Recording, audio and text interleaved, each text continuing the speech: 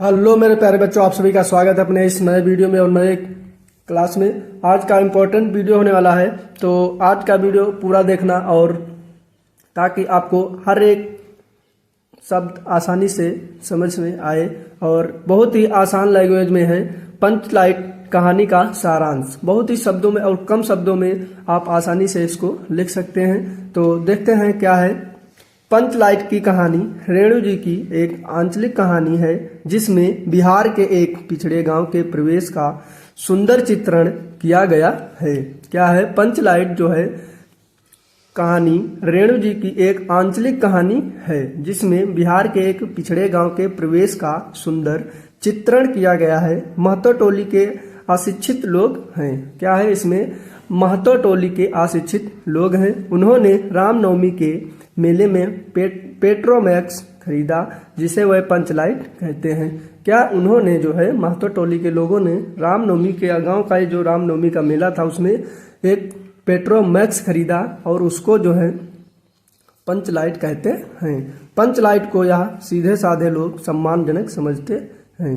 क्या है? पंचलाइट को ही सीधे साधे लोग सम्मानजनक समझते हैं और पंचलाइट को दिखाने के लिए टोली के बालक, औरत और मर्द इकट्ठा हो जाते हैं। यानी कि जब पंचलाइट गांव में पहली बार आई तो वहां पर उसको देखने के लिए टोली के जितने भी औरत, मर्द और बच्चे जो बालक थे वो सभी देखने के लिए इकट्ठा हो जाते हैं।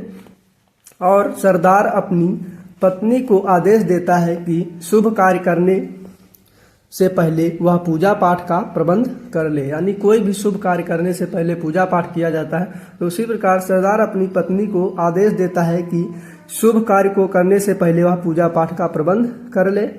और सभी लोग उत्साहित हैं। क्या है? सभी लोग जितने भी टोली के महतो टोली के जितने भी लोग थे, सदस्य थे, वो सभी बहुत ही उत्साहित थे कि कब इसको जलाएंगे।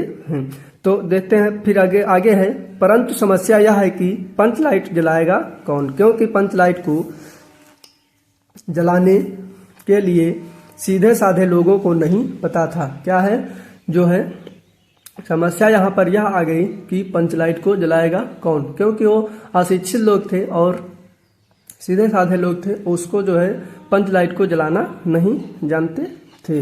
तो इस टोली में गोधन नाम का एक युवक है, जो कि गांव की मुनरी नामक एक युवती से प्रेम करता है।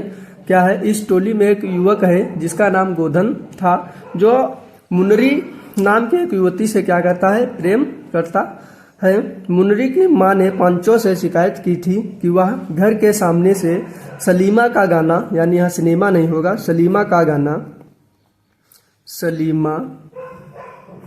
सलीमा का गाना गाकर निकलता है। यानी कि वो जब भी गोधन मुनरी के माँ ने उस जो है शिकायत की थी, तो मुनरी की जब घर के सामने से निकलता था तो क्या है, वो सलीमा का गाना गाते हुए निकलता था, इसलिए उसकी शिकायत की थी। तो पंचों ने उसे क्या किया था? इस कारण पंचों ने उसे जात से निकाल रखा था। जो है जब शिकायत हुई तो पंचों ने जो है गोधन को अपनी जात से बाहर कर दिया। मुनरी को पता था कि गोधन पंचलाइट को जला सकता है। यानी कि मुनरी को पता था कि जो है गोधन पंचलाइट को जलाना जानता है। तो वह चतुराई से क्या करती है? वह चतुराई से यह बात पंच तक पहुंचा देती है और पंच गोधन को पुनः जात में ले लेते हैं। क्या है? वह चतुराई से यह बात पंच तक पहुंचा देती है और पंच भी क्या है, गोधन को पुनः जात में ले लेते हैं और गोधन पंचलाइट को जला देता है। मुनरी की माँ गुलरी काकी प्रसन्न होकर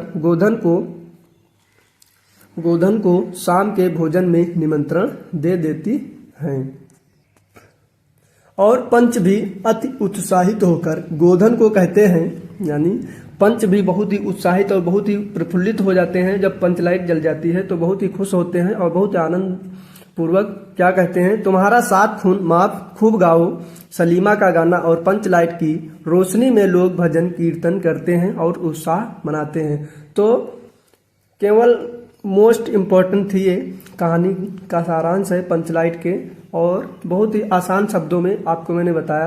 तो इसको बहुत ही केवल कुछ नहीं करना है, 2-3 बार बस पढ़ना है और समझना है, आपको बहुत ही आसानी से याद हो जाएगी।